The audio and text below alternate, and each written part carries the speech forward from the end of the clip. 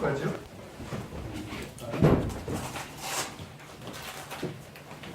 마가복음 3장 1절에서 6절 말씀 먼저 찾겠습니다.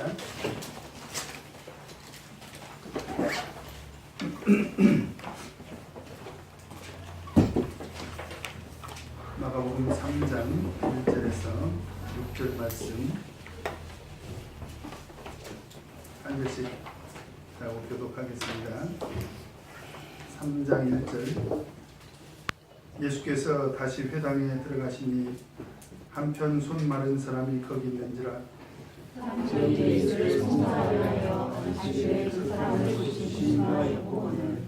예수께서 손 마른 사람에게 이르시되 한가운데 일어서라 하시고 저에게 이르시되 당신의 선을 행하는 것과 악을 행하는 것, 생명을 구하는 것과 죽이는 것, 어떤 것이냐 하시니 저희가 전담하거늘. 저희 마음에 완악함을 근심하사 노하심으로 저희를 불러보시고 그 사람에게 이르시되 내 손을 내밀라 하시니 그가 내밀매 그 손이 회복되었더라. 바리새인들이 나가서 곧 병마와 함께 어떻게 하여 예수를 죽이고 의논하니라. 오늘 이 시간에는 한편 손 마른 사람을 치유하시는 그 이적을 통해서 같이 교훈을 받도록 하겠습니다. 예수님께서 이적을 행하신 목적은 어디에 있을까? 그래서 네 가지로 말씀을 드렸습니다. 첫째는 그 이적을 행하시는 그 자체가, 이적이라는 것은 초월적인 그런 그 능력이 나타나는 거지 않습니까? 그걸 통해서 예수님이 하나님이시다, 예수님의 하나님 되심을 드러내는 것이고요. 예수님은 인류의 구속을 위해서 오셨지만 그 스스로가 하나님으로서 세상에 오셨기 때문에 그런 이적을 통해서 신성을 드러내시고, 그리고 그 이적의 근본은 하나님의 은혜입니다. 무슨 대가나 어떤 공로, 인간의 어떤 대가나 노력이나 공로에 따른 그런 보상이 아니라 하나님께서 일방적으로 자비와 긍휼을 베풀어 주시는 것이 근본이죠. 때로 믿음을 보시고 이적을 행해 주신 것도 사실이지만 사실은 그 믿음의 대가라고 치기에는 너무 큰 선물이죠. 도저히 그렇지 않습니까? 믿음이라는 게 그러잖아요. 우리 편에서 믿음이 기특한 거지. 내가 이렇게 믿었다 하는 거지. 사실은 그 정도의 믿음으로 하나님의 은혜를 받는다는 것은 사실은 과분한 거죠.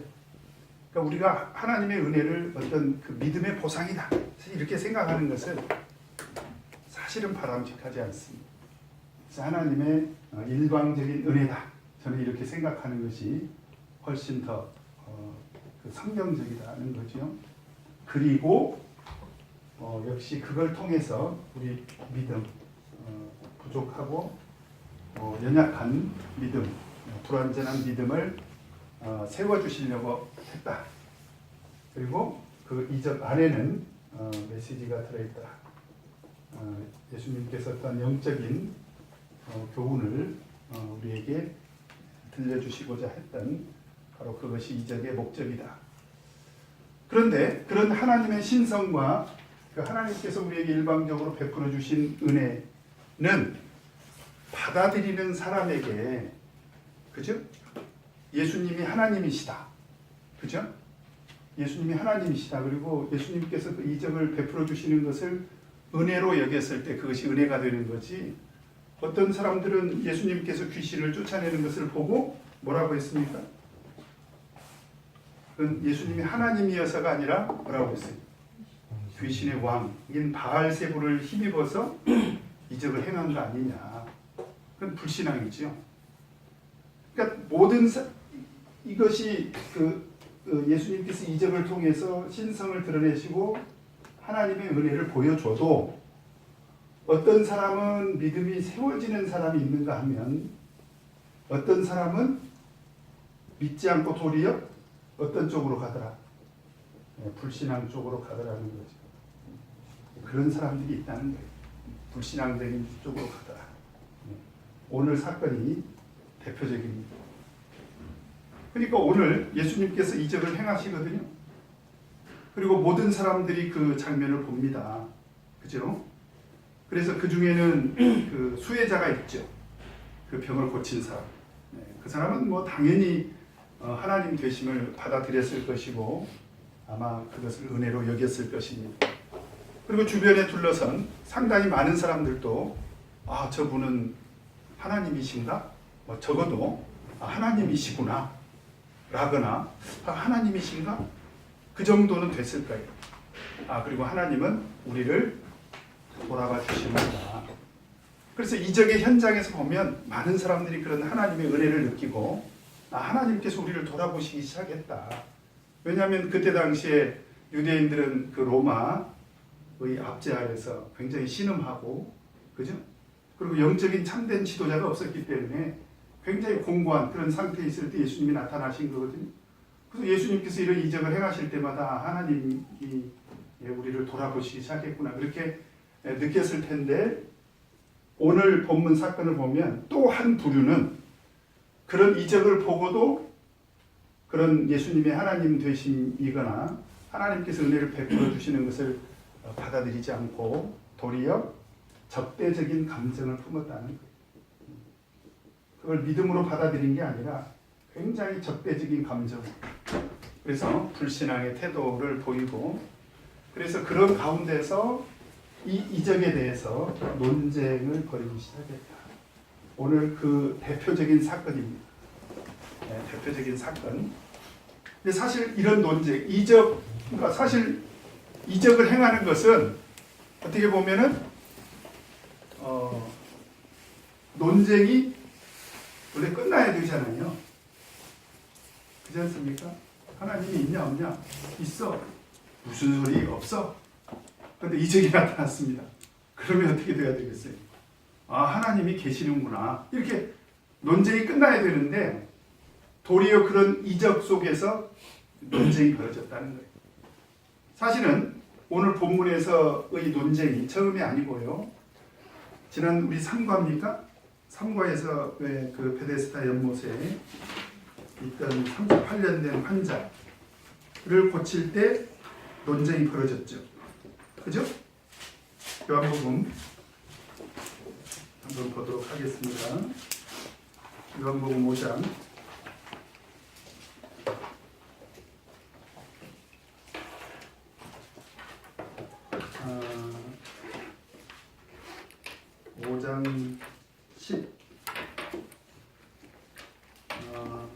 10절 같이 한번 읽겠습니다. 요한복음 5장 10절 같이 읽겠습니다. 시작. 예수님이 밤낮 이르되 다시 이제 내가 자기를 구원한 것이 옳지 아니하리라. 지금 이적이 이미 일어났죠. 그죠? 이 사람이 몇 년 동안 고생한 사람이에요? 38년 동안. 38년 동안 그 병으로 인해서 고통받고 있다는 것을 아마 그 주변에 있던 사람들이 다 알았을 것입니다. 근데 그 사람이 나아가지고 일어났습니다. 그러면 사실은 논쟁이 끝나야 되는 거 아니에요? 근데 논쟁이 시작되죠? 어떻게 시작이 됩니까? 오늘이 안식일인데 어떻게 안식일인데 네가 자리를 들고 일어설 수가 있냐? 결국은 이 논쟁이 어디까지 가냐? 16절 같이 읽겠습니다. 시작. 5장 죄송합니다. 18절.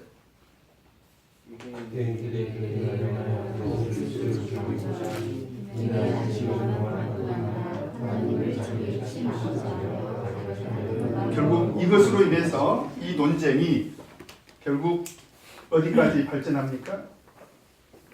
불신앙으로 발전해서, 그죠? 이 불신앙은 뭐예요?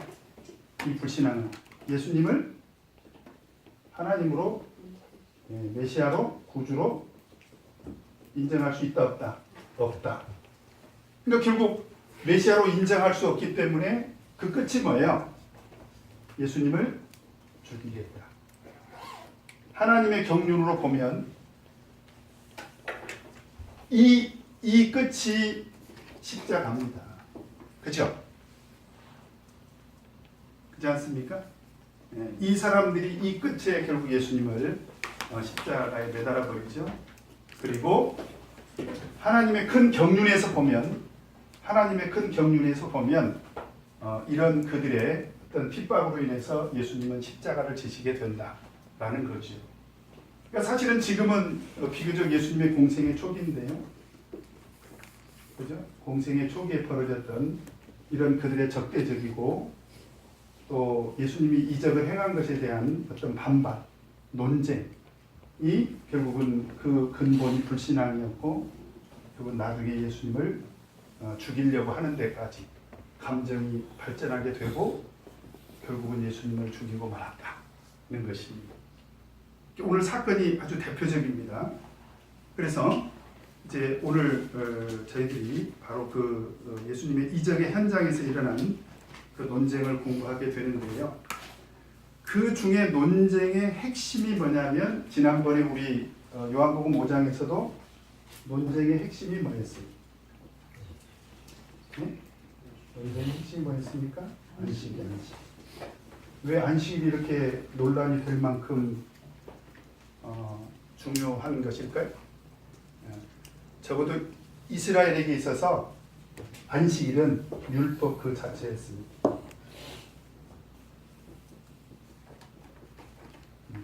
그러니까 유대인들에게는요, 하나님께서 천지를 창조하실 때부터 안식일을 주셨고, 그죠? 뿐만 아니라 사실은 십계명을 주시기 전에 안식일을 회복시켜 주셨어요. 만나와 메추라기를 주실 때 이미 안식일이 회복이 됐지 않습니까? 그리고 모세에게 십계명을 출애굽기 20장에서 하나님께서 주실 때 거기에 넣어 주신 거예요. 그러니까 역사적으로 보면 이 안식일의 역사는 율법 이전의 역사죠. 근데 그것을 율법에 넣어 주셨기 때문에 유대인들, 적어도 유대인들의 관념 속에는 여호와 신앙이죠. 구약 시대 어떤 여호와 신앙의 중심에는 안식일은 율법 그 자체였다. 근데 우리가 참예수교회에서 특히 우리 참예수교회 신앙에서 이런 안식일 논쟁이 벌어진 것, 그러니까 이 논쟁의 핵심이 결국은 안식일인데요. 지난 요한복음 5장에서도 그랬고 오늘 또 그런데 어떻게 해서 예수님을 죽이는 데까지 이르렀냐 이 말이죠. 그 안식일 논쟁으로 인해서. 그것은 이 안식일 그 자체가 율법의 근본이기 때문에 안식일로 인해서 서로 신앙이 다르다고 여겼다는 것은 이 사람들이 생각할 때는 예수님은 반율법적인 사람이다. 율법을 파괴하려고 오신 분이다. 그래서 지금 우리가 산상수훈에서 지금 공부를 하고 있지 않습니까? 예수님께서 내가 율법을 폐하러 온 걸로 생각하지 마라. 내가 율법을 폐하러 온 것이 아니라 도리어 완전케 하려 왔다. 그러면서 율법이 1.1핵이라도 없어지지 아니하고 다 이루리라. 이렇게 말씀을 하신 이유가 있어요. 그 이유가 뭐냐면 실제로 그때 당시 그렇게 생각하는 사람들이 있었다는 거예요. 예수님이 오셔가지고 율법을 파괴했다는 거예요. 그런데 여러분 성경을 잘 보세요. 사실은 율법에 대한 논쟁이 여기 말고 마가복음 2장에도 있습니다. 근데 그때는 이적과 관계가 없어요. 지금 우리는 이적 가운데서 공부를 하고 있는데 그 안식일 논쟁의 논점이 뭐냐 이 말이에요. 논점. 그 핵심적인 논점이 뭐냐. 논쟁의 논점이 뭐냐. 그걸 우리가 정확하게 알아야 돼요. 네. 그럼 안식일로 인해서 그럼 논쟁이 벌어졌는데 안식일을 지킬 거냐 말 거냐. 안식일을 지킬 거냐 말 거냐. 그 준수 여부에 대한 논쟁이 있습니까? 없습니까? 없습니다. 그죠? 그다음 두 번째, 날에 대한 논쟁이 있어요? 없어요? 이것도 없어요. 우리 참예수교인들은 이 논점을 정확하게 파악할 필요가 있습니다. 그죠? 그러면 이 논점의 사실은 실체는 뭐냐? 준수 뭐예요? 방법이죠. 방법. 어떻게 지키는 것이 하나님께서 안식일을 주신 목적에 합당하냐. 그죠? 오늘 말씀도 사실은 간단하죠. 예수님께서 안식일에 병을 고치시는 것이 안식일을 지키는 거냐, 안식일을 어기는 거냐, 죠? 그렇지 않습니까?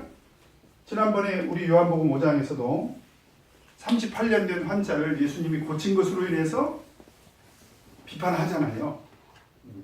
어떻게 안식일에 자리를 들고 일어서냐? 그러니까 그 사람들 관점에서는 뭐냐면 서로 고침을 받았다 하더라도, 그때는 요한복음 5장에서는 고침을 받았다 하더라도 너는 안식일이니까 자리를 들고 일어서서는 안 돼. 그 얘기지 않습니까? 그러니까 안식일 어떻게 지킬 것인가, 그런 준수 방법에 대한 그런 논쟁이었다. 그래서 우리가 이 사복음서에서 예수님과 서기관들과 바리새인들 간에 이런 논쟁이 여러 가지 논쟁이 벌어지는데 그 중에 안식일 논쟁이 있죠. 근데 안식일 논쟁의 그 논점이 뭐냐? 안식일을 지킬 거냐 말 거냐 가지고 논쟁을 벌인 게 하나도 없어요. 안식일은 지켜야 됩니다. 그 다음에 날짜에 대해서도 언급한 적이 없어요. 다만 그 준수 방법에 대해서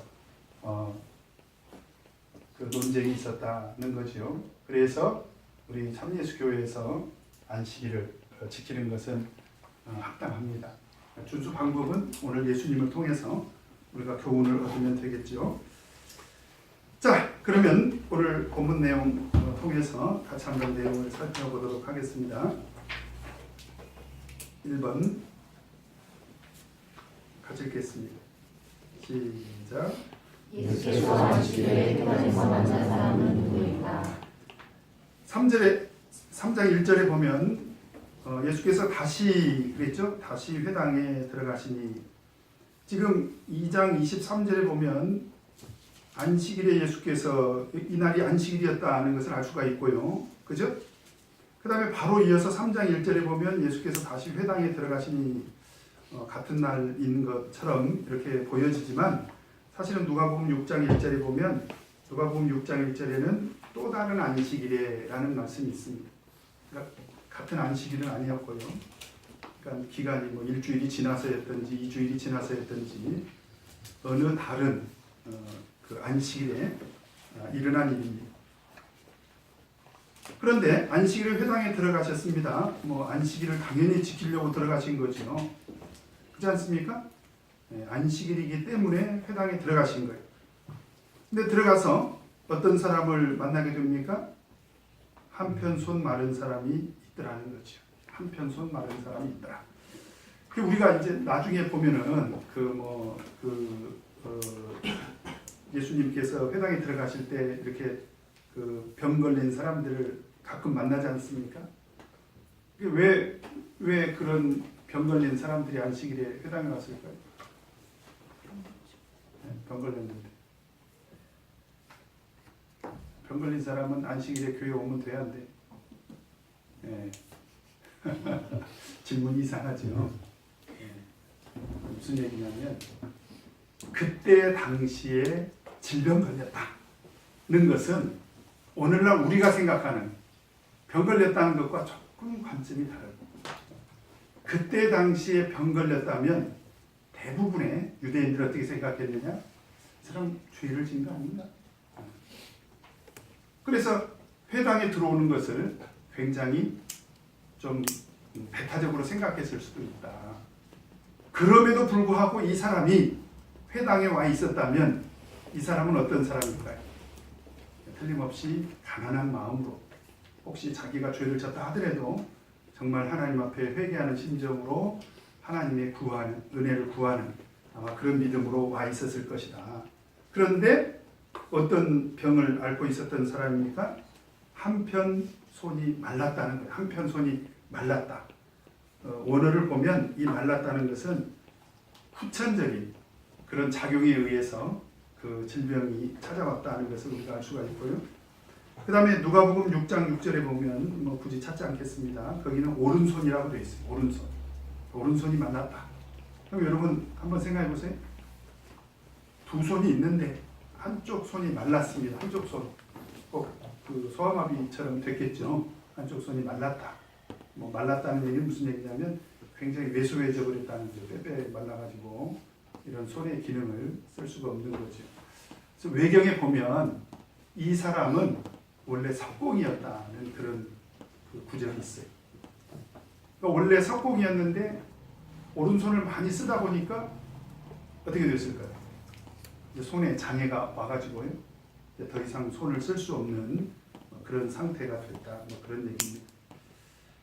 자, 두 번째로 2번. 같이 읽겠습니다. 시작. 사람들이 예수를 보고 있는 이유는 무엇인가? 자, 예수님 오고 그 사람과 이렇게 만난 걸 봤겠죠. 누군가가. 그 누군가가 누굴까요? 우리 누가복음 6장 7절 한번 보겠습니다. 이건 하나 확인하도록 하겠습니다. 자, 누가복음 6장 7절.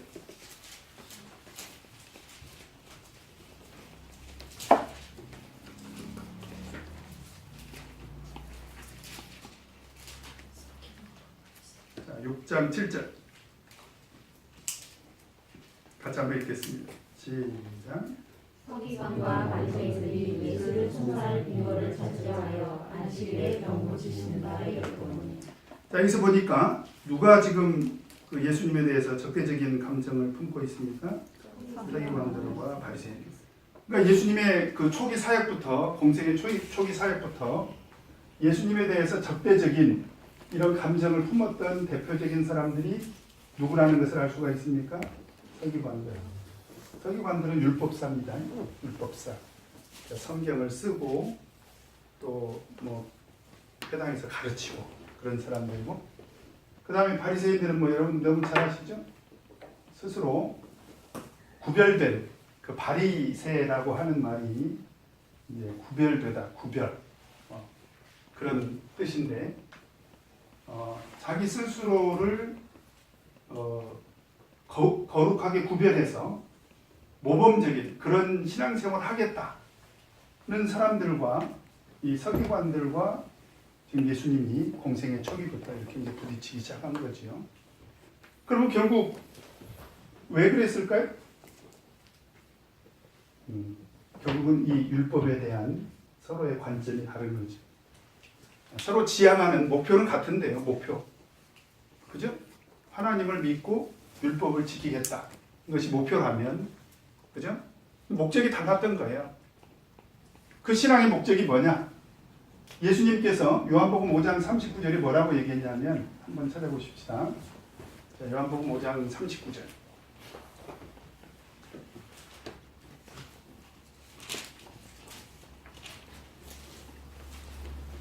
요한복음 5장 39절.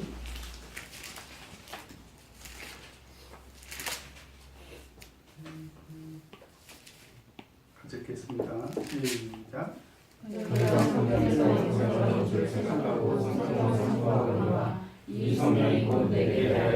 이 말씀을 잘 뜯어보면 목표는 하나님 믿고 천국 가는 거예요. 그죠? 같죠? 그래서 유대인들도 그렇게 성경을 봤다는 거예요. 그런데 그들은 그 율법을 바라보면서 어떤 신앙을 추구했냐면, 그들의 신앙의 목적을 우리가 생각해 보면 바리새인들이나 서기관들은 누구 의를 추구했습니까? 자기 의를 추구했다는 거예요. 자기 의. 자기 의. 그러니까 자기 의를 추구하는 사람은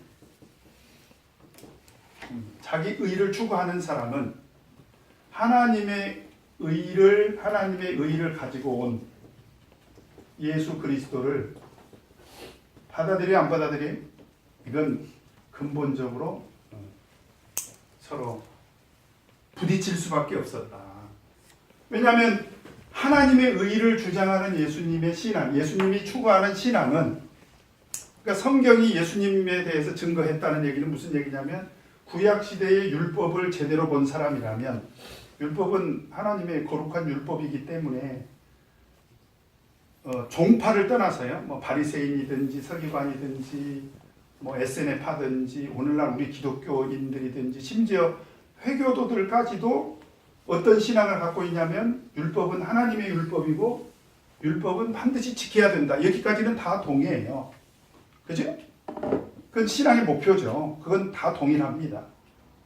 그러니까 회교도들까지도 아브라함을 자기 믿음의 조상으로 생각을 하지 않습니까? 그 신앙의 뿌리를 하나님과 율법으로부터 찾고 있는 것을 알 수가 있는데, 문제는 뭐냐면 그 율법을 지키면서 그들이 추구했던 그 신앙이 뭐냐? 자기 의를 추구했다는 거예요. 근데 예수님은 오셔가지고 자기 의로는 하늘나라 갈 수 없다. 그래서 구약이 증거하는 것은 바로 누구다?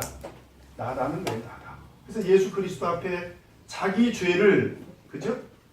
자기 죄를, 자기 의가 아니라 자기 죄를 고백하는 사람에게 하나님께서 의를 은혜로 주겠다.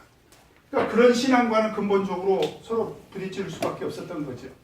사실은 사복음서를 보면 예수님의 생애 때 이미 다 이렇게 공부를 해서 제가 말씀을 드렸습니다만, 그 서기관과 바리새인들하고 예수님이 부딪힐 수밖에 없었던 것은 예수님은 하나님의 의를 가르쳤고 하나님의 의 앞에서 우리가 죄인됨을 고백하라고 했고, 그죠?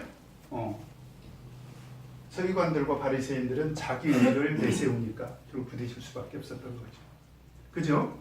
자, 그러다 보니까 서기관들과 바리새인들은 이제 어떤 입장에 설까요? 안티죠. 예수님에 대해서 반대죠. 그럼 반대하는 사람들은 항상 어떤 생각을 해요? 항상 어떻게 하면 트집을 잡을 것인가. 그죠? 그래서 3장 2절에 보니까 사람들이 예수를 송사하려 하여 그랬죠. 사실은 이 본문을 보면요, 3장 1절을 보면 지금 예수님 오고 한편 손 많은 사람이 만났잖아요. 그냥 만난 것밖에 없잖아요. 예수님이 지금 고치시려고 해요, 안 해요? 전혀 그런 상황이 아닌 것처럼 돼 있지 않습니까? 근데 사람들이 예수를 어떻게 하려고 해요? 송사하려 하여. 이미 의도가, 이 사람들의 의도가 예수님은 틀림없이 안식일에 병자를 고칠 것이다. 그러니까 어떻게 보면 참 무서운 사람들이죠. 덫을 놓은 거죠, 덫을. 덫을 놓은.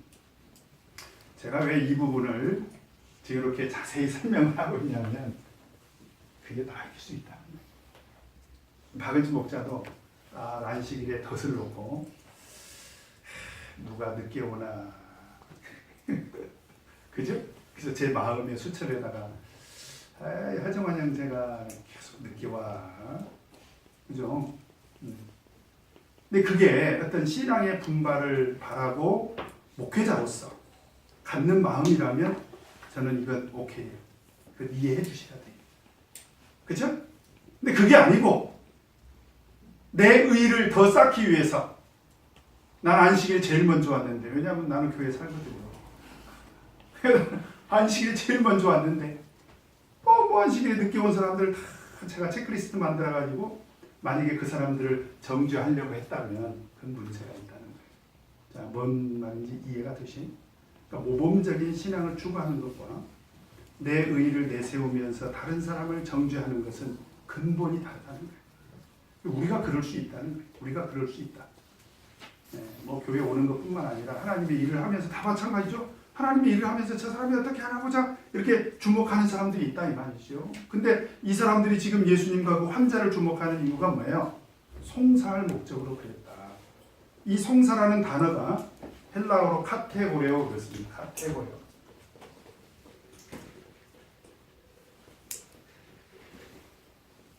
이게 그냥 송사가 아니라 나중에 6절에 가서 보면 바리새인들이 나가서 곧 헤롯당과 함께 어떻게 하여 예수를 뭐라고 그래요? 죽일고 하니라. 그런 어떤 그 살의를 가지고 송사하려고 했다라고 하는 것이기 때문에 이 송사는 참 무서운 송사죠. 그래서 이 단어는 계시록에 똑같이 쓰이는데요. 어디서 쓰였냐면 계시록 12장 10절에 보면 찾아보십시다. 계시록 12장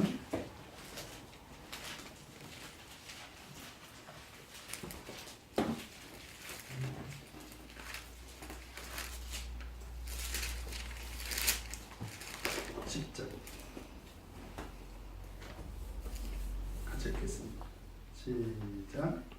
내가 들으니 하늘에서 들리는 있어 말하되 이제 그는 하늘의 구원과 능력과 나라와 높은 그리스도의 권세가 이루어지니 우리 형제를 천사보다 곧 기름을 받아서 밤낮 참소하는 자가 쫓아내라. 밤낮 참소하는 자가 등장하지 않습니까? 그죠? 밤낮 참소.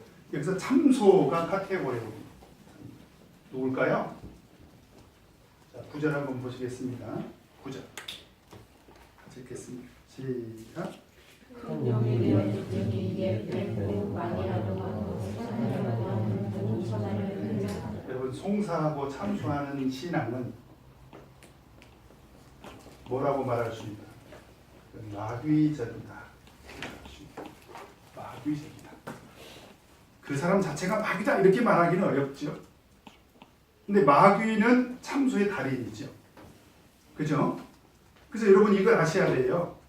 우리가 로마서 8장 32절에도 그 누가 우리를 송사하리로 할 때 송사, 우리를 하나님 보좌 우편에서 예수님께서 우리를 위하여 친히 간구하신다고 했지 않습니까? 우리를 의롭다고 하신 이는 하나님이시니 예수 그리스도께서 하나님 보좌 우편에서 우리를 위해서 친히 간구하신다고 했는데, 이게 무슨 얘기냐면 이건 바울 사도가 영적인 상황을 묘사를 한 거예요.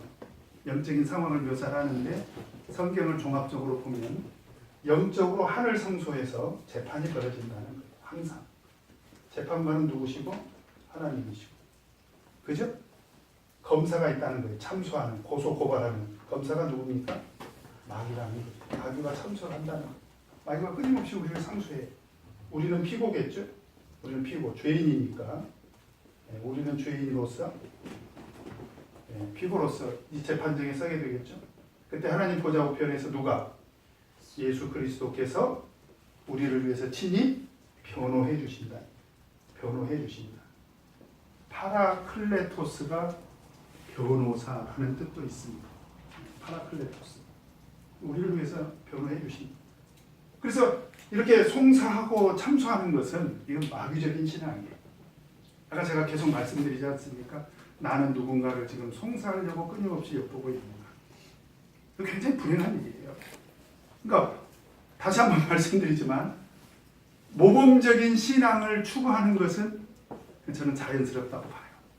그죠? 그래서 우리가 어떤 그 사람의 어떤 신앙의 어떤 방향성이나 신앙의 진정성이나 이런 것도 우리가 살펴야지요. 그래서 서로 부족한 것이 있으면 서로 격려하고 또 잘못된 것이 있으면 깨우쳐주고, 그거는 자연스럽고 도리어 필요하다. 근데 이 사람들이 송사하는 목적은 어디에 있느냐? 그 송사의 끝이 뭐였습니까? 살인이었다는 거죠. 어떻게 죽일까? 어떻게 죽일 것인가? 어떻게 하면 배장시킬 것인가? 너무 심했나요, 제가? 그것은 마귀적인 신앙이다. 그런데 제가 이렇게 신앙생활 하면서 좀 우리를 돌아봐야 되겠다. 저는 그런 말씀을 좀 드리는 것은 뭐냐면 실제로 그런 분들도 없는 게 아니에요. 그래서 오늘 이 서기관들과 바리새인들의 이 신앙은 우리 어떤 분들이 그래요. 참예수 교회는 바리새인들 같다. 이런 주장을 하는 분들이 있거든요, 실제로. 근데 저는 그 생각에는 동의를 안 해. 그건 그 사람이 뭔가 좀 참예수교의 근본 신앙에 대해서 오해를 했다. 저는 이렇게 생각합니다. 그런데 참예수교회 안에서 바리새인처럼 신앙생활하는 사람들도 있어요. 없는 건 아닙니다. 그 사람들은 자기 의를 추구하죠. 그러면 이런 예수님의 어떤 그 가르치는 교훈과 부딪힐 수밖에 없다. 바로 오늘 그 사람들이 그렇게 예수님을 지켜보고 있는 거죠. 그래서 안식일에 그 사람을 고치시는가 엿보고 있는 것입니다. 자, 그러자 3번 우리 다시 본문 말씀으로 돌아와서요. 3번 같이 한번 읽겠습니다. 시작. 이러한 상황에서 예수께서는 수많은 사람에게 뭐라고 말씀하신가? 아까 참 요 부분에 대해서 잠깐 그 참고로 말씀을 드린다면, 지난번에 우리 마태복음 제가 5장 그 22절입니까? 옛사람에게 말한 바 살인치 말라 하는 말을 너희가 들었거니와 나는 너희에게 이르노니 형제에 대하여 노하는 자마다 나가라 하는 자는 미련한 놈이라 하는 자는 살인한 자다는 말씀 들었죠. 그러니까 결국은 형제를 송사하려고 엿보는 것도 사실은 살인이다. 저는 그렇게 생각합니다. 송사할 목적으로, 참수할 목적으로 형제를 끊임없이 엿보는 것도 역시 영적인 살인이고 마귀적인 태도다. 그래서 우리는 항상 형제에 대해서 형제는 사랑의 대상이지 형제는 송사의 대상이 아닙니다. 비교의 대상도 아니고 경쟁의 대상도 아니고요. 절대로 그렇게 생각해서는 안 됩니다. 그래서 우리가 믿음 안에서 한 형제 자매를 항상 사랑의 대상으로 삼고 용서하고 포용하고 이렇게 부족함을 서로 받아들이고 불쌍히 여기고 그래야 되죠. 근데 오늘 이 사람들은 예수님을 벌써 송사하려고 엿보고 있는 거죠. 그걸 예수님께서 아셨을까요? 모르셨을까요? 아셨을까요? 모르셨을까요? 아셨죠. 네. 그러면 어떻게 하셔야 돼요? 그걸 아시면 좀 조심하셔야지. 우리 생각에는 그렇지 않습니까? 그리고 3장 6절에 보면 결국 이 일로 인해서 어떤 일이 벌어집니까? 예수님을 막 죽이려고 아예 막 작당까지 하는 일이 벌어지지 않습니까? 그러니까 그런 걸 생각해 보면 예수님 지금 공생의 초기인데 벌써부터 이 서기관들하고 바리새인들하고 뭐 신앙의 지향점이 서로 달라가지고 생기는 일은 어쩔 수 없지만 그 사람들이 예수님을 죽이려고 덫을 놨으면 어떻게 생각해 보면 좀 적절하게 그 상황을 좀 모면하고 그죠? 좀 모면하고 좀 지혜롭게 소위 말하면 우회로로 이렇게 살짝이 나오라고 해가지고 연주장에 잠깐 나와요 이렇게 사람들이 딱 엿보고 있는데 공개적으로 하면 좀 그렇지 않습니까? 그러니까 잠깐 나오세요 해서 이렇게 지혜롭게 할 수도 있는데 오늘 예수님은 그렇게 하지 않습니다. 어떻게 합니까? 3절에 보니까 뭐라고 해요? 한편 손 많은 사람에게 뭐라고 합니까?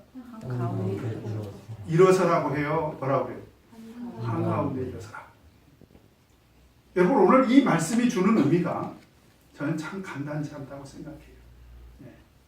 사실은 우리 신앙도 저는 끊임없이 이렇게 참수하고 송사하려고 하는 사람들에 의해서 사실은 도전받고 있습니다.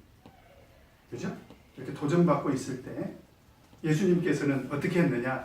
피하지 않았다는 거죠. 왜냐하면 이것은 자기 개인적인 이익과 관계가 있는 게 아니에요. 개인적인 이익이라면 포기할 수 있어요. 예를 들면 만두가 하나밖에 없어. 근데 마지막에 최후에 지니려고 나오고 남았어. 그 만두를 서로 쳐다보고 있어. 누가 먹을 것인가? 그럴 때 제가 포기할 수 있어요. 봤잖아. 가능해요. 이익을 말할 때는 그렇다 이거예요. 이익을 말할 때는. 근데 이것은 이익의 문제가 아니라 이것은 신앙의 근본을 따지는 문제입니다. 그러니까 예수님은 그 상황에서 어떻게 했느냐? 사실은 죽을 줄 알고 하신 말씀이에요. 이게 죽기를 각오하고 던진 말씀이 뭐냐? 아예 어떻게 해버렸어요? 한편 손 마른 사람한테 한가운데 일어서라. 무슨 얘기입니까? 공개적으로 치유하겠다. 죽일 테면 죽여봐라.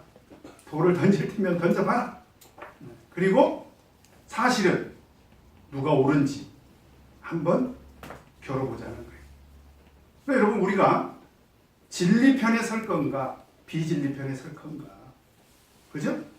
정의 편에 설 건가 아니면 불의 편에 설 건가. 우리가 사실은 시험대에 오를 때가 있어요. 저는 그럴 때가 있다고 봐요.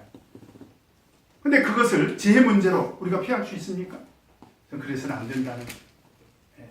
적당히 타협하거나 또는 지혜 문제로 애둘러서 그냥 좋은 게 좋은 거니까 그럴 수 없다는 거예요. 오늘 예수님께서는 어떻게 하겠다는 것입니까? 공개적으로 치유하겠다는 거예요. 그러면 예수님께서 그들이 지금 예수님을 송사하는 것을 뻔히 알면서도 이렇게 하겠다는 것은 반드시 이 사람을 공개적으로 이 환자 한편 손 마른 사람 이 환자를 한가운데 일어서라 한가운데 일어서라 이렇게 했단 말이에요.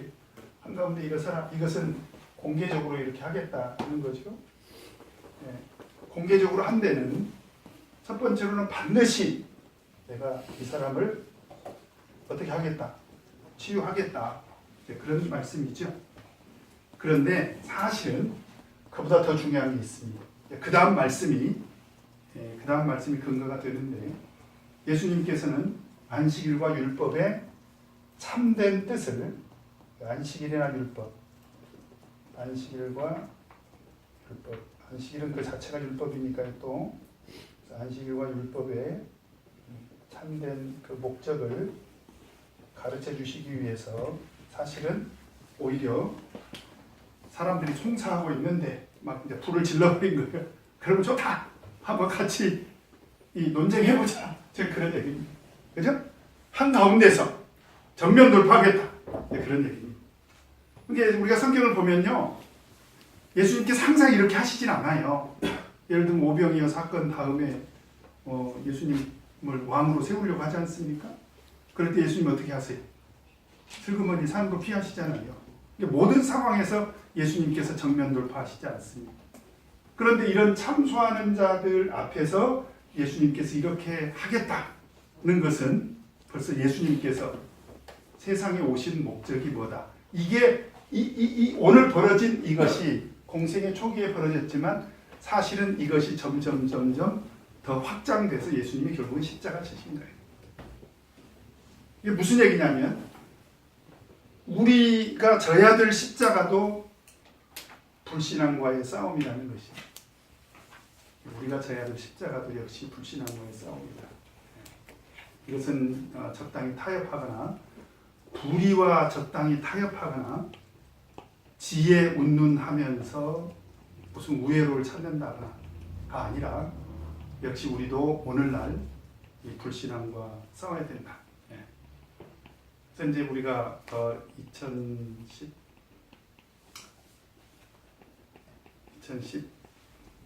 2015년도에 사바에서 열린 그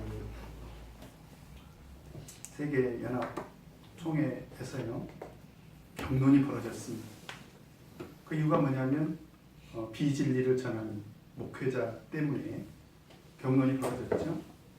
그래서 한쪽에서는 이제 지혜롭게 가족들이 있지 않냐, 그리고 그 선대, 그 비진리를 전하고는 있지만 그 선대가 우리 참예수의 초기 그래도 공로를 세우신 분 아니냐, 그리고 그 사람을 잘 이렇게 다독여가지고 붙들고 있으면 나중에 또 생각이 바뀔 수도 있다, 이런 논리들이 있는데, 총회에서 압도적으로 강경하게 해가지고 제명 처리를 했습니다.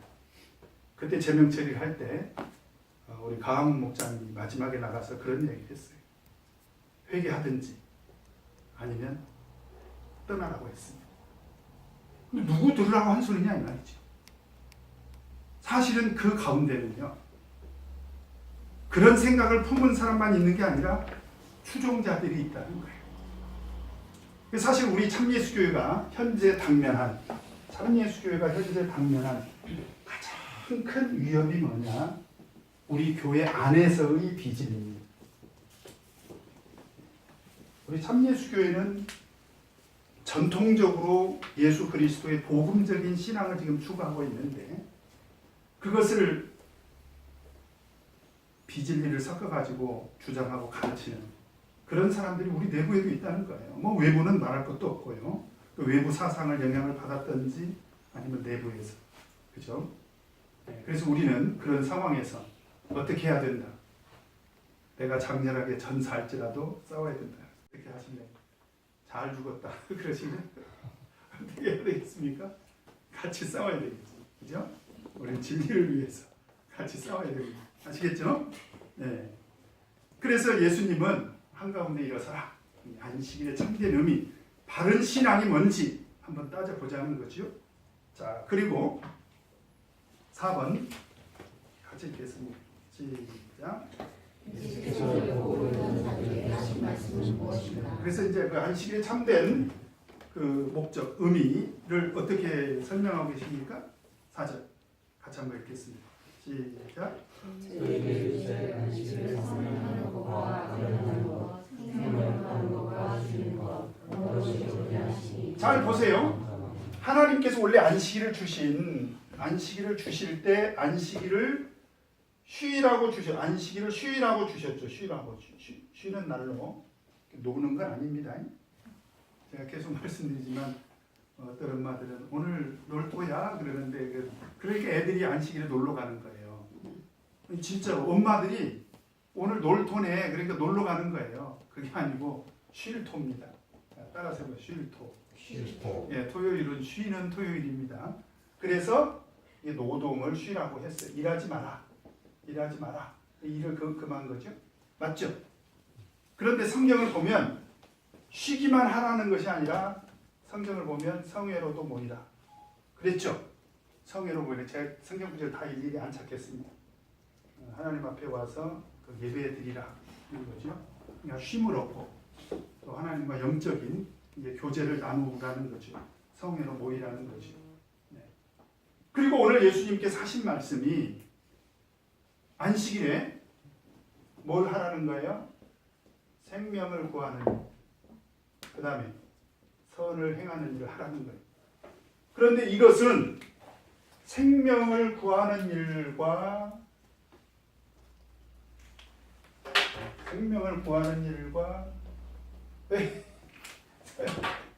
생명을 구하는 일과 선을 행하는 일은 노동이 아니라는 거예요.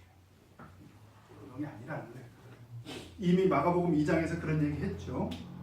보세요. 마가복음 2장에서 보면 뭐예요?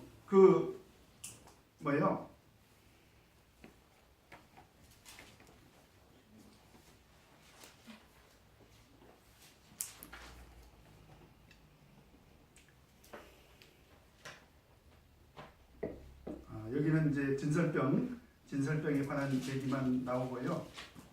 그 제사장들이 그 안식일에 그 성전에서 일을 하지 않냐. 제사장들이 그 성전에서 일하는 것은 노동이 아니죠. 그러니까 오늘 예수님께서 이 환자, 이 생명을 지금 구하는 것, 선을 행하는 것은 사실은 예수님께서 뭘 염두에 두고 하신 말씀입니까? 환자를 치유하는 거죠. 병을 고치는 거. 환자를 치유하는 것은 생명을 구하고 선을 행하는 것은 노동이 아니라는 거예요. 그래서 이것은 안식일의 참된 목적에 부합이 된다. 지금 그런 얘기입니다. 그러니까 서기관들과 바리새인들은 안식일에 대한 노동 금지를 문자적으로만 자꾸 해석을 한 거예요. 그래서 아무 일도 하지 말아야 된다 하면서 결국은 죽어가는 사람들이 있는데도 불구하고 안식일에는 병을 고치면 안 된다. 이렇게 그들은 주장을 했는데 오히려 예수님은 아니다. 안식일에 생명을 구하고 선을 행하는 것은 옳다. 그러니까 사실 이런 관점에서 보면 우리가 이 교회에서 안식일에 생명을 구하고 선을 행하는 일들이 뭐가 있을까요? 안식일에. 예를 들면 우리가 안식일에 많은 가령 문자적으로 본다면 노동을 하지 않습니까? 안식일에 뭘 해요? 주방에서 음식 만들죠? 차 운행하죠? 그래요, 안 그래요? 또 신방도 하죠, 신방? 응? 청소도 하죠? 청소도 하잖아요. 등등등. 최근에 제가 모 성도, 우리 대방교회 성도는 아닌데요.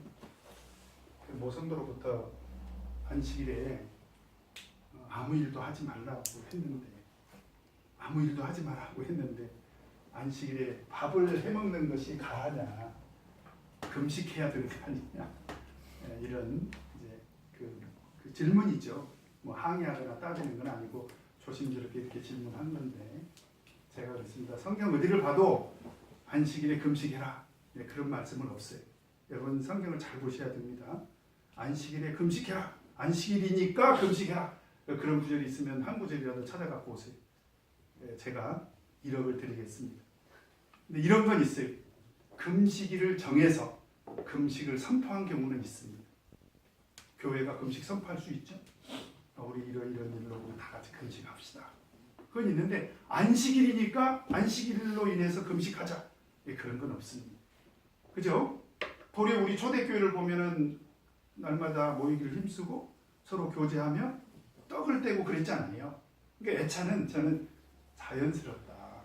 단지 안식일에 애찬하는 일로 너무 많은 일을 한다면 그 규모를 좀 줄이거나 이런 건 논의를 할 수가 있겠죠. 그래서 우리가 안식일에 이런 일을 하는 것은 저는 생명을 구하는 것이나 선을 행하는 것에 준하는 그런 일이다. 당연히 할 수 있는 거지요. 최근에 그런 얘기를 제가 들었기 때문에 말씀을 드린 것입니다. 그래서 결국 예수님께서 이런 안식일에 참된 의미와 목적을 가르쳐 주면서 결국은 이 사실로 인해서 예수님께서는 이미 자기가 가야 될 그 길을 갈 수밖에 없다는 걸 아셨죠. 그러나 그럼에도 불구하고 사실은 목숨을 걸고 예수님께서 바른 말씀을 하신 것입니다. 어떻게? 공개적으로.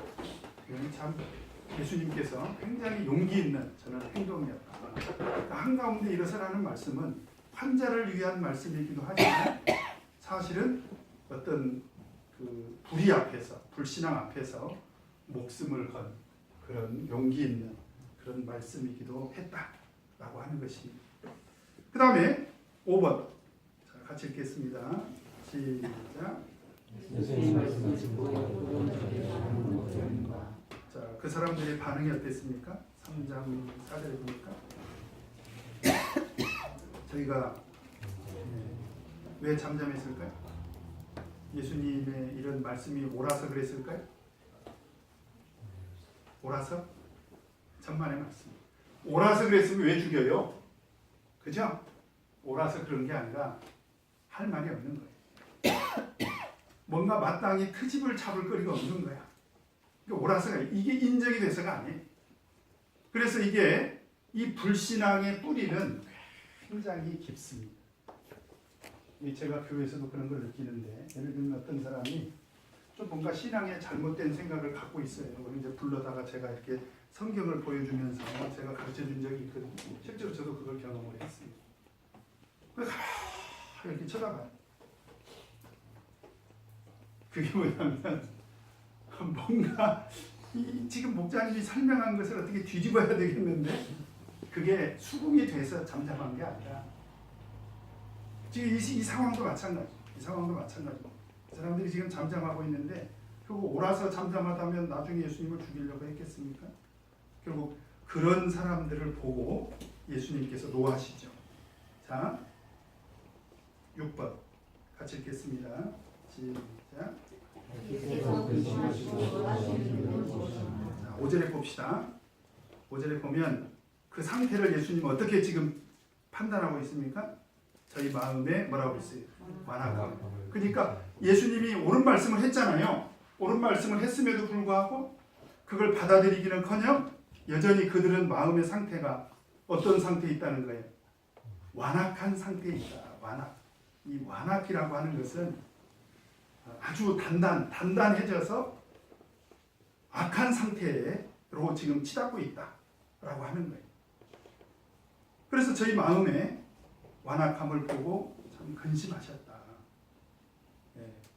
그래서 노하심으로 저희를 불러보셨다는 거죠. 그 사람들은 그럼 도대체 어떤 생각을 품고 있었을까요? 그 시간에 잠잠한 그 시간에 어떤 마음의 상태였을까요? 여전히 이 환자에 대해서 아직은 예수님께서 안 고치셨잖아요. 이제 예수님께서 고치시려고 하는 말씀이잖아요. 그러니까 이 환자에 대해서 어떤 자비와 긍휼, 이 환자가 좀 치유받았으면 좋겠다, 고침받았으면 좋겠다 그런 생각보다는 어떻게 하면 예수님을 이겨먹을 것인가, 어떻게 하면 예수님을 넘어뜨릴 것인가, 이제 여기에만 관심이 있는 거죠.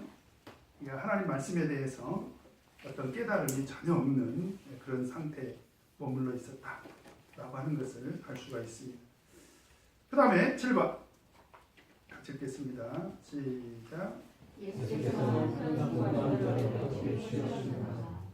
자, 5절에 보니까 어떻게 치유하셨습니까? 예수님께서 내 손을 내밀라 이렇게 말씀하시고 이제 그 손을 완전히 회복시켜 주셨죠. 참 놀라운 일입니다. 예수님은 하나님의 그 능력을 통해서 그 사람의 그 병을 완전히 회복됐다는 것은 원래 상태로 완전히 이렇게 돌아가게 됐다는 거죠. 이것은 완전한 치유가 됐다는 것을 의미합니다. 자, 그로 인해서 결국 어떻게 됩니까? 8번 같이 읽겠습니다. 시작.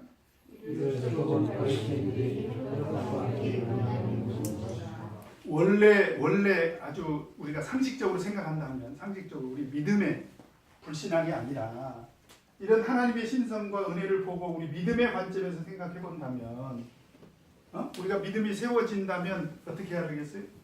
이날 어떻게 해야 됩니까? 피자 시키고 통닭 시켜서 파티를 벌려야 되잖아요. 피자 통닭은 건강에 안 좋습니까? 어쨌든 뭐라도 사다 놓고 파티를 해야 되잖아요. 근데 이 사람들은 어떻게 했습니까? 바리새인들이 나갔습니다. 바리새인들은 어떤 사람들이에요? 스스로 목표가 뭐라고 그랬죠? 하나님을 섬기고 율법을 지키겠다고. 그들이 스스로 생각하는 정체성입니다. 근데 이 사람들이 나가가지고 누구를 만나요? 헤롯 땅을 만납니다. 여러분 그때 당시 헤롯 땅들은요, 이 성경에는 잘 안 나오지만 그때 당시 헤롯 땅들은 어떤 사람들이냐면 완전히 세속주의자들이에요. 세속주의자들. 그래서 어떻게 하면 정치적으로 더 많은 이익과 권력을 누릴 것인가, 여기에 관심이 있는 그런 사람들이 당을 만들어 가지고 한편에서는 이 사람들이 독립운동도 하고요, 한쪽에서는 로마의 앞자리가 돼서, 그죠? 헤롯 이 왕조는요, 이 로마와 서로 결탁해 가지고 서로 권력을 분점하는 그런 아주 불신앙적인 사람들이거든요. 근데 바리새인들이 예수님과 적대적인 관계가 되니까 지금 헤롯 땅과 결탁을 해서라도 어떻게 하겠다는 거예요? 예수님을 죽여야 되겠다. 아주 그 사악한 그들의 모습을 우리가 볼 수가 있습니다. 그러니까 보면은 이익을 추구하는 사람들의 특징이 뭐냐면 서로 가치가 다르더라도 손을 잡는 거예요. 우리 정치에서도 그런 일이 벌어지지 않습니까? 누구를 반대해야 되겠다, 뭐 대통령에 대해서 반대하겠다 그러면 서로 이해관계가 서로 달라도 그때는 뭉치지 않습니까? 그죠? 오늘 바리새인들이 헤롯 왕과 함께 어떻게 하면 예수를 죽이고 의논한 것이 결국은 점점 발전이 돼서 마지막 종래에 예수님을 십자가에 매달아 버리게 된 거지요. 그럼에도 불구하고 오늘 예수님은 그 환자를 공개적으로 이렇게 고쳤다는 얘기는 무슨 얘기냐? 우리 이런 불신앙적인 그런 태도 앞에서는 물러서지 마라. 그리고 서로 그것으로 인해서 내가 육신적으로는 희생을 당하는 한이 있어도 하나님의 바른 진리를 선포하는 일에는 그런 일을 포기해서는 절대로 안 된다라고 하는 것도 저희들에게 가르쳐주고 있습니다. 자, 우리 13조 내 삶에 적용하기 같이 한번 읽겠습니다. 13조 내 삶에 적용하기 1번 같이 읽겠습니다. 시작. 예수께서는 사람들이 자신을 승하기 위하여 원주를 떠나지 않으셨고 공개적으로 시를 시작하십니다. 어떤 사람들과 인격적으로 자신의 뜻을 사람들에게 비교적으로 지키기 위함이다. 하나는 혹시 다른 사람을 비판하기 위하여 어떤 습관을 갖고 있지 않습니까? 나는 하나님의 비판 속에서도 진실한 하나님의 뜻을 구할 수 있습니다. 엿보는 일이 없어야 되겠죠? 엿보는 일이 없어야 됩니다. 네. 그다음에 타인의 비판 속에서도 하나님의 진리를 선포할 때, 하나님의 정의를 부르짖을 때 소신껏 그렇게 할 수 있습니까? 지혜가 필요해요. 지혜가 필요하지만 그 하나님의 그 바른 뜻을 드러낼 때는 우리가 소신껏 이렇게 할 필요가 있습니다. 그 다음에 2번 같이 읽겠습니다. 시작. 예수께서 당신의 성을 하고 생명을 받는 것이라고 하십니다. 당신의 내가 성을 하여 하나님을 하고 사람에게 생각과 물을 들고 거룩하게 성전하는 일입니다. 나는 당신의 성전을 받고 있습니다. 나는 당신의 성을 하고 생명을 받는 것이라고 이게 이제 그리스도 안에서 예수님께서 그리스도 안에서 안식일의 개념을 저는 확장시켜 주신 것이다. 근데 이 확장이 세속으로 가서는 안 돼요. 이건 안 됩니다. 세속으로 가서는 안 되고 우리 쉼을 얻고 하나님 앞에 예배드리고 생명을 구하고 선을 행하는 이런 일로 점점 안식일이 좀 확장돼야 되겠죠. 이렇게 그죠? 이것이 세속적이고 우리 생계를 위해서 이 안식일에 노동을 하는 것은 그건 안 되는 것이죠. 자, 그 다음에 3번 같이 읽겠습니다. 시작. 예수께서는 사마리 자에게 예수를 연락하시며 주의 집에서 일어나셨습니다. 이러한 사람과 자기의 짓들로 이 세상에서는 완전히 치유가 되어 정상으로 된 것입니다. 하나님 자신의 사랑과 자기의 짓들로 인하여 치유를 시고 오는 시간이 있습니다. 하나님 주의 사람들에게 세상과 자기의 치유하도록 하시고 우리가 이제 하나님을 믿을 때 하나님은 그 실적인 권능이 있지 않습니까? 그래서 하나님께서는 우리에게 은혜를 베풀어 주십니다. 그래서 우리가 그걸 믿고요. 우리 가운데 이런 환자들이 있을 때 이런 환자들에게 하나님의 자비와 긍휼이 내리기를 끊임없이 우리가 기도해야 되는 이유가 어디 있느냐? 하나님은 능력의 하나님이시고 하나님께서 이렇게 우리를 치유해 주시는 그런 자비로우신 하나님이시지 않습니까? 계속 우리는 서로를 위해서 기도를 해야 됩니다. 자, 우리 적용 포인트 같이 한번 읽겠습니다. 시작. 예수께서는 자신의 죄와 믿음을 가르쳐주셨습니다.